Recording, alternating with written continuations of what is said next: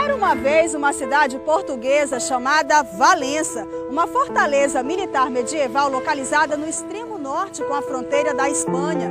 Foi lá em 1724 que nasceu João Pereira Caldas, o homem que 35 anos depois se tornou o primeiro governador do Piauí. A cidade de Valença, aqui no estado, foi uma homenagem à terra natal do primeiro governador e também uma referência ao vice-rei de Portugal, Dom Fernando José, descendente de famílias nobres da cidade de Valência, na Espanha. A história da cidade de Valença, no Piauí, começou com uma pequena aldeia de índios, os Aruaques.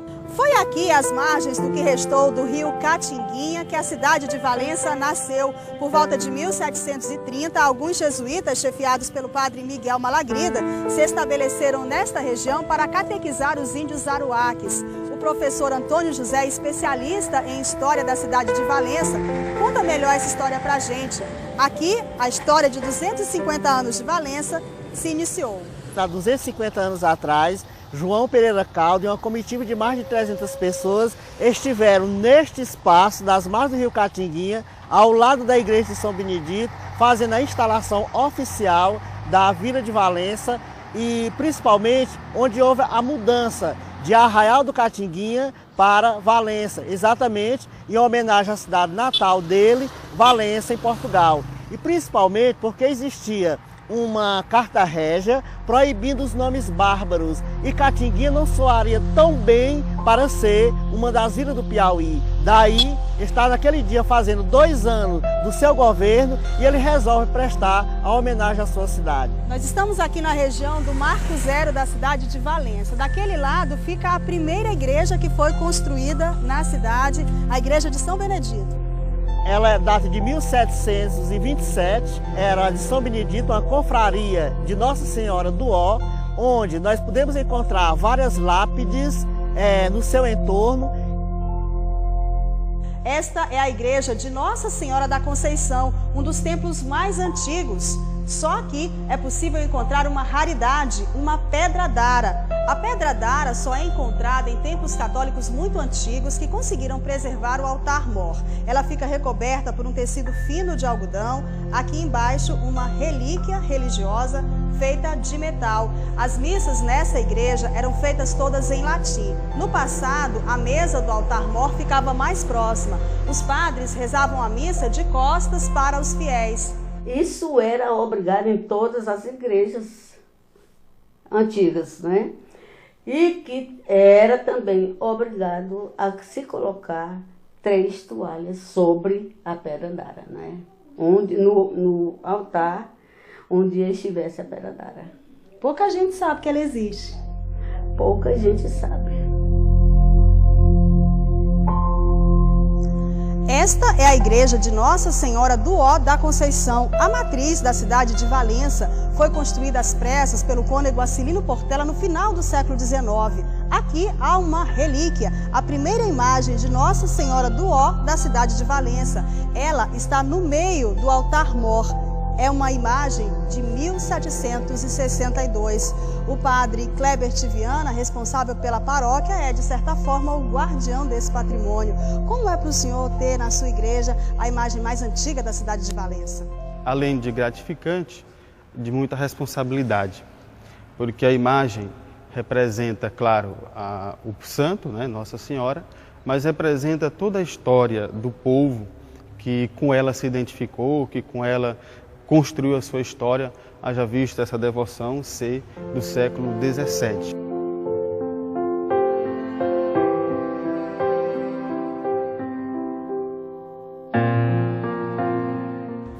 Um casarão mais antigo do que a própria cidade de Valença. Esta é a sede da Fazenda Barreiras, construída em 1760. Logo aqui na entrada há uma placa indicando o ano exato da construção do imóvel. O arco romano é uma característica arquitetônica importante daquele tempo.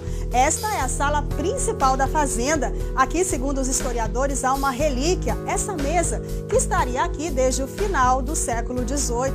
Esse imóvel pertenceu a Inácio de Souza Martins, que fazia parte de uma das famílias mais tradicionais do Piauí. Aqui ficam os quartos, as portas são originais. Esse quarto pertencia às donzelas da casa. Repare que não há janelas.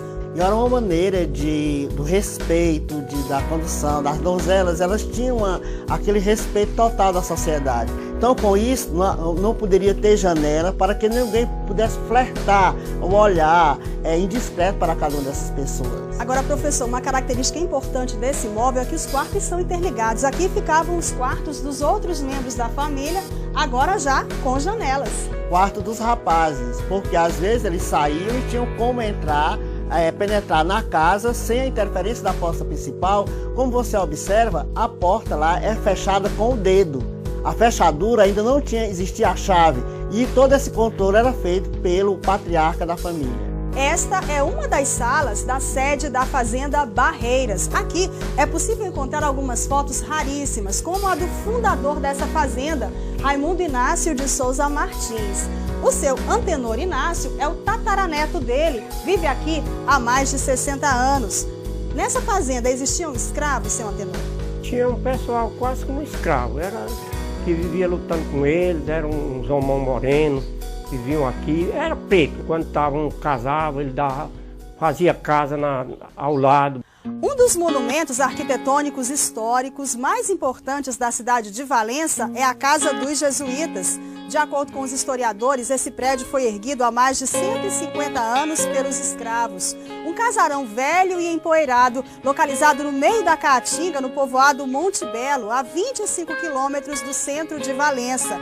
A estrutura toda é feita de cal e de pedras. Não há tijolos. Como todo velho casarão do município, há uma lenda. Aqui, dizem os mais antigos, os jesuítas teriam enterrado um pote com ouro e prata.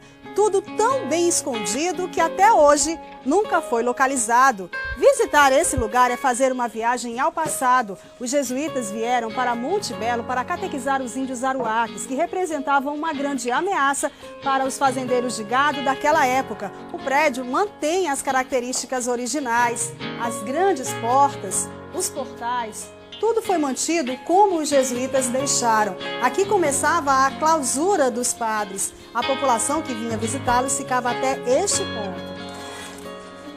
De acordo com os historiadores, este é o prédio mais conservado de todo o patrimônio histórico, arquitetônico da cidade de Valença. O seu José Rodrigues Bandeira é um dos moradores mais antigos aqui do povoado Monte Belo, conhece bem essa história. Seu José, quantos jesuítas ocupavam esse prédio? Tem muitos padres, mas o princípio do Monte Belo começou de um senhor que foi os primeiros donos, que mandaram construir a casa. O mestre de obra de Oeira chama-se Raimundo Torres. O material foi tirado pedra, que dentro é pedra. O calo veio de Jaicós, em burro e carro de boio. Então foi 5 anos de construção. Começou em 1858 e terminou em 1862. A casa tem 150 anos. Falar da história da cidade de Valença é relembrar também uma página negra na história do nosso país, a escravidão. Quando a Vila de Valença foi instalada, haviam nesta região mais de 500 escravos. Eles trabalhavam nas fazendas de gado da região. Aqui no Museu da Cidade de Valença, fundado há mais de 20 anos, nós encontramos ainda alguns instrumentos de tortura, como esta gargalheira. Professor, essa gargalheira é um instrumento raro de ser encontrado de tortura daquela época, ainda hoje no Piauí. Na realidade, Solange, é um instrumento raro, principalmente de ter esse papel de prender o escravo. Então, desta forma, colocava no pescoço, pegava a corrente e amarrava no tronco. Então fixava no tronco. E isso indica que dali saía quando o dono, o senhor da fazenda queria, ou Deus quisesse também. Muitos não resistiam. Muito resistiu e chegavam a morrer. E temos grandes exemplos, principalmente não só na fazenda Tapera, de onde veio essa gargalheira, como também na fazenda Ponte, onde morou a escrava Maria Conta. Aqui no Museu da Cidade de Valença, nós encontramos também algumas telhas que eram usadas nas fazendas da região. Essa aqui, por exemplo, pertenceu à fazenda Serra Negra. Olha só o tamanho dessa telha. Essa aqui, 1906. Mas nada se compara ao que está nesta sala, uma prova viva da diferença que havia naquele tempo entre ricos e pobres, mesmo depois da morte. Quando as pessoas mais carentes morriam, eram levadas até o cemitério em um único caixão, Esse aqui é o caixão de São Vicente. Ao chegar no cemitério, elas eram enterradas e o caixão voltava para a confraria para ser utilizado novamente. Essa também é uma peça muito importante para a história de Valença. Solange é uma peça muito importante porque ela teve uma serventia muito grande para a classe popular em Valença, principalmente no início do século XX, uma vez que elas não tinham condição de chegar de forma mais pomposa no cemitério, elas iam conduzindo em rede. Foi quando da criação da confraria, em 1908, criaram, a primeira preocupação foi criar um caixão que levasse essas pessoas até o cemitério. Ele tem uma estrutura diferente, professor. Ele tem uma estrutura diferente e nós podemos até mostrar essa forma, como ele era feito. Ela abria, embaixo nós apresentamos ali retirado o corpo e colocado lá no sepulcro. Depois ele fechava e retornava para a confraria. Foi em 1926 a passagem pelo Piauí do movimento político-militar de origem tenentista chamado Coluna Prestes, uma marcha pelo interior do Brasil em busca de melhores condições de vida contra uma conjuntura política da época considerada desigual, a chamada República Velha. 1.200 homens, chefiados por Juarez Távora, Miguel Couto e Luiz Carlos Prestes, percorreram durante 29 meses 25 mil quilômetros em 9 estados, entre eles o Piauí. Este é o sítio Mesqueira, que fica a 5 quilômetros do centro de Valença. Nesta região, segundo os historiadores, os cavalos dos homens da Coluna Prestes foram deixados enquanto a tropa atacava a cidade. Um confronto que teria durado 3 dias. A população, de tão amedrontada, chegou a ficar escondida por até 3 meses. Parcela da população se refugiava no local chamado deserto. Lá chegaram a nascer crianças, várias crianças nasceram lá, inclusive o tio meu nasceu lá, nesse local. Meus pais foram um dos refugiados no local. Nós estamos aqui no Vale do Rio Tranqueira, onde existiam engenhos, existiu também casas grandes, até mesmo com senzala. A história da cidade de Valença está guardada na memória da população, nos livros e também nos casarões mais antigos. Essa casa pertence a uma das famílias mais tradicionais da região, a Nogueira Dantas. Foi construído em 1897, mantém as características originais, possui um raro acervo, como este oratório feito de madeira que está com a família Nogueira Dantas há quase 200 anos. Quem conhece muito bem essa história é a professora Sônia Dantas Bonfim. Essa casa foi construída pelo capitão da Guarda Nacional, Manuel da Silva Nogueira, para seu casamento com a senhora Dina Ferreira Dantas. Uma cidade de 250 anos, Valença das grandes fazendas de gado da Coluna Prestes, de Nossa Senhora do Ó, de um povo que ajudou a construir a história do Piauí.